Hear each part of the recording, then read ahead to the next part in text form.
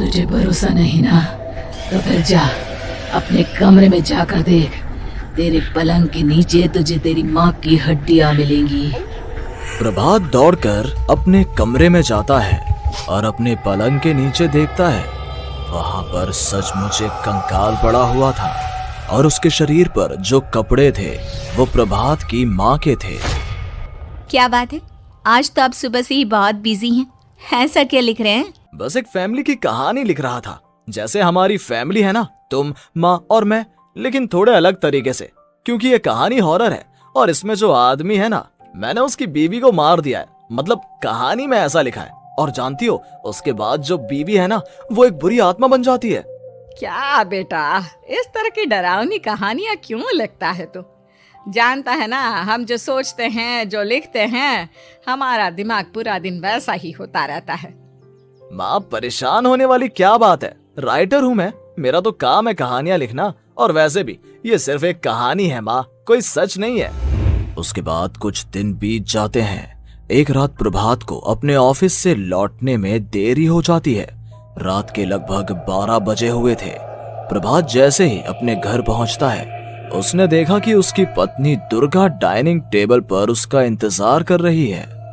आ गए आप? कब से आपका इंतजार कर रही थी। देखिए ना, खाना भी ठंडा हो गया है। अरे दुर्गा, आज तुमने अपने इतने लंबे लंबे बालों को खोलकर क्यों रखा है? तुम तो हमेशा अपने बाल बांध कर रखती हो। वो क्या है ना प्रभात, जब इंसान अपनी जिंदगी से मुक्त हो जाता है ना, तो उसे दूसरे सारे बंधन खोल देने चाहिए। इसलिए मैंने अपने बालों के बंधन भी खोल दिए। ये तुम किस तरह की बातें कर रही हो? तुम ठीक तो हो? मैं बिल्कुल ठीक हूँ प्रभात। अच्छा चलो खाना खाओ। वो क्या है ना दुर्गा, मुझे भूख नहीं है। ऑफिस में कुछ खा लिया था। कोई बात नहीं, मैं तुम्हारे लिए एप्पल काट देती हूँ, एप्पल खा लो। नहीं दुर्गा, मुझे नहीं खाना है, मेरा मन नहीं है यार। तभी अचानक से दुर्गा अपने हाथ में एक बड़ा सा चाकू लेकर प्रभात पर हमला कर देती है। प्रभात अपने आप को बचाने की कोशिश करता है। आज मैं तुझे नहीं छोड़ूंगी, तुझे अपने साथ लेकर जाऊंगी अपनी दुनिया में। ये क्या बोल रही हो तुम? तुम्हारा दिमाग खराब हो गया है। आखिर तुम हो कौन? दुर्गा अपनी गर्दन टेढ़ी करते हुए बोलती है। मैं दुर्गा हूँ, तुम्हारी पत्नी। ध्यान से देखो मेरी आंखों में। प्रभात बुरी तरह से डर जाता है और घबराहट में वो चाकू अपनी पत्नी के पेट में मार देता है। उसकी पत्नी की वहीं के वहीं मौत हो जाती है और उसकी चीख की आवाज सुनकर उर्मिला दौड़ते हुए बाहर आती है। ये तूने क्या किया प्रभात? तुमने अपनी पत्नी का खून कर दिया। लेकिन तू तो उसे बहुत प्यार करता था बेटा। तूने बहू को क्यों मार डाला? माँ, ये आपकी बहू नहीं थी, इसके अंदर कोई बुरी आत्मा घुसाई थी। मैं नहीं जानता ये सब कैसे हो गया, लेकिन वो मुझ पर हमला कर रही थी, मुझे मारने की कोशिश कर रही थी। माँ, मैंने कुछ नहीं किया। ये तूने क्या कर दिया बेटा? दुर्गा ने मुझे कहा था कि वो तेरी कहानी के उस कैरेक्टर की तरह एक्टिंग करके तुझे डराने की कोशिश करेगी। अरे वो तो तेरे साथ मजाक कर रही थी। हे भगवान, ये क्या हो गया? इसका मतलब दुर्गा। लेकिन माँ, मैंने जो कहानी लिखी थी उसमें भी ऐसा ही हुआ था। उस औरत ने अपने पति के साथ मजाक किया और गलती से उसके पति ने उसके पेट में चाकू मार दिया। मेरी कहानी सच कैसे हो सकती है? माँ, मुझे बहुत डर लग रहा है। अब ये सोच, दुर्गा की लाश का क्या करें हम? अगर गलती से भी ये बात बाहर फैल गई ना, तो तुझे पूरी जिंदगी जेल की सलाखों के पीछे रहना पड़ेगा। एक काम करते हैं माँ, हम घर के पीछे वाले बगीचे में उसकी लाश को दबा देते हैं। अगर कोई पूछेगा तो कह देंगे कि उर्मिला अपने मायके गई और फिर एक दिन हम भी अचानक यहाँ से कहीं दूर चले जाएंगे। कोई नहीं आएगा हमें पूछने, कोई नहीं आएगा माँ, बाद में जो होगा हम देख लेंगे। प्रभात अपनी माँ उर्मिला की मदद से दुर्गा की लाश को अपने घर के बगीचे में गाड़ देता है। कुछ दिन तो ऐसे ही बीत जाते हैं, लेकिन एक दिन अचानक रसोई से आ रही कुछ आवाजें सुनकर प्रभात की नींद खुलती है। प्रभात ने देखा कि वहां पर एक लंबे बालों वाली औरत दूसरी तरफ चेहरा करके खड़ी हुई थी। कौन है? कौन है वहां पर? अरे कौन हो तुम? मैं दुर्गा हूँ प्रभात। क्या हुआ? मुझसे इस तरह के सवाल क्यों कर रहे हो तुम? तुम दुर्गा नहीं हो सकती। दुर्गा तो प्रभात, मैं तुम्हारी पत्नी हूँ, तुम मुझे कैसे भूल सकते हो? 4 दिन के लिए मायके क्या चली गई, तुम तो मुझे भूल ही गए। अब अगली बार ना मैं कहीं नहीं जाऊंगी। पता चला तुमने तो मुझे पहचानने से ही इनकार कर दिया। नहीं, तुम दुर्गा नहीं हो सकती। तुम दुर्गा हो ही नहीं सकती। मैं जानता हूँ ये सब क्या हो रहा है। मैंने अपनी कहानी में लिखा था कि उस आदमी की पत्नी की मौत के बाद एक बुरी आत्मा उसका रूप लेकर उसके घर में आ जाती है। तुम वही हो ना? और अचानक से खूबसूरत दुर्गा का चेहरा काला पड़ जाता है। उसकी आंखें लाल हो जाती हैं और पूरे शरीर पर बाल, लंबे नुकीले नाखून, उसके दोनों पैर उल्टे हो जाते हैं और बेहद डरावनी आवाज में वो चिल्लाकर कहती है, बुरी आत्मा, मेरा खून करके मुझे अपने ही घर में गाड़ कर तू मुझे बुरी आत्मा कह रहा है? मैं तुझे छोड़ूंगी नहीं। और अचानक से प्रभात के घर में बेहद डरावनी आवाजें गूंजने लगती हैं। घर में चारों तरफ बहुत सारी बुरी आत्माएं नजर आने लगती हैं। प्रभात घबरा कर अपनी माँ को आवाज देता है, माँ कहाँ है आप? जल्दी आइए माँ, देखिए ना ये सब क्या हो रहा है। प्रभात ने देखा कि अचानक से उसकी माँ कमरे से दौड़ कर आती है। क्या हुआ प्रभात? और ये लोग कौन है? इन सब की गर्दन टेढ़ी क्यों है? इनके बाल खुले हुए। प्रभात, ये सब लोग तो मुझे मरे हुए नजर आ रहे हैं। हाँ माँ, ये सब लोग मरे हुए ही हैं और ये ठीक वैसा ही हो रहा है जैसा मेरी कहानी में हुआ था। लेकिन मेरी कहानी के हिसाब से तो आप भी। अचानक से उर्मिला का रूप बदल जाता है। वो भी एक डरावने साए की तरह बन जाती है और बेहद डरावनी आवाज में चिल्ला चिल्ला कर कहती है, मर गई तेरी माँ। जानता है, कल रात जब तू सो रहा था ना, तो मैंने उसके शरीर का सारा खून पी लिया। अब बस हड्डियां बची है उसके शरीर में। नहीं, ऐसा नहीं हो सकता, ऐसा बिल्कुल नहीं हो सकता। मेरी माँ नहीं मर सकती। तुझे भरोसा नहीं ना? तो फिर जा, अपने कमरे में जाकर देख। तेरे पलंग के नीचे तुझे तेरी माँ की हड्डियां मिलेंगी।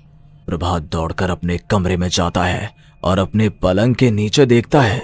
वहां पर सचमुच एक कंकाल पड़ा हुआ था और उसके शरीर पर जो कपड़े थे वो प्रभात की माँ के थे। माँ, अब मुझे कुछ करना पड़ेगा। लेकिन मेरी कहानी में लिखा था कि माँ की मौत मेरे हाथों से होगी, पर माँ तो पहले ही मर चुकी है और वो बुरी आत्मा मुझे भी मार देगी। नहीं नहीं, इससे पहले कि वो मुझे कुछ करे, मुझे उसका काम खत्म करना होगा। प्रभात अपने हाथ में बड़ा सा चाकू लेकर उस बुरी आत्मा पर हमला कर देता है जिसने प्रभात की माँ का रूप लिया हुआ था, और अगले ही पल वो नीचे गिर जाती है और उसके शरीर से खून बहने लगता है। ऐसा नहीं हो सकता, एक बुरी आत्मा के शरीर में तो खून होता ही नहीं है। तो क्या सच में मैंने अपनी माँ को मार दिया? लेकिन अभी कुछ देर पहले तो फिर वो कंकाल किसका है? और ये कौन है? मैं पागल हो जाऊंगा। और अपनी माँ की लाश, इसका मैं क्या करूं? लोग पूछेंगे तो मैं क्या जवाब दूंगा? तभी वहां पर दुर्गा का रूप लेकर जो आत्मा थी उसने प्रभात से कहा, गाड़ दे अपनी माँ को ले जाकर उसी जगह जहाँ तूने मेरा खून करके मुझे गाड़ दिया था। जा, चला जा। घबराया हुआ प्रभात पागलों की तरह अपनी माँ की लाश को लेकर बगीचे में गाड़ देता है। प्रभात की हालत पागलों जैसी हो जाती है। वो अपने आप को अपने घर में बंद कर लेता है। कहानी के हिसाब से तो आगे ये हुआ था कि कहानी लिखने वाले ने उन बुरी आत्माओं से डरकर आत्महत्या कर ली थी। तो क्या मैं भी मर जाऊंगा? क्या मैं भी आत्महत्या कर लूंगा? एक काम करता हूँ, मैं अपनी कहानी का अंत बदल देता हूँ। हाँ, ये मैंने पहले क्यों नहीं सोचा। मैं लिख दूंगा कि कहानी को लिखने वाला आत्महत्या नहीं करता, बल्कि कहीं दूर जाकर नए सिरे से अपनी जिंदगी शुरू करता है। यही सोचकर प्रभात ने अपनी लिखी हुई कहानी को बाहर निकाला और उसे पढ़ना शुरू किया। ये देखकर वो हैरान रह गया कि कहानी का क्लाइमैक्स तो किसी ने पहले ही बदल दिया था। ये क्या? इसमें तो लिखा हुआ है कि आखिर में उस लेखक की पत्नी और माँ दोनों बगीचे में जिंदा दफन थे। बुरी आत्माओं ने उनको कैद करके रखा था और वो लेखक अपनी माँ और पत्नी दोनों को जिंदा बाहर निकाल लेता है। लेकिन ये सब लिख किसने दिया? प्रभात दौड़कर बगीचे में जाता है और वहां पर खुदाई करना शुरू कर देता है। प्रभात देखता है कि वहां पर लकड़ी के 2 बड़े संदूक हैं और उनके अंदर से आवाजें आ रही हैं। प्रभात, प्रभात बचा लो मुझे, अगर थोड़ी देर और हो गई तो वो मुझे छोड़ेगी नहीं। बेटा देखो, मैं इस बक्से के अंदर बंद हूँ, प्लीज मुझे बाहर निकालो, वो बुरी आत्मा किसी भी वक्त मुझे मार डालेगी। प्रभात वो दोनों बक्से बाहर निकालता है और अपनी पत्नी और माँ दोनों को आजाद करवा लेता है।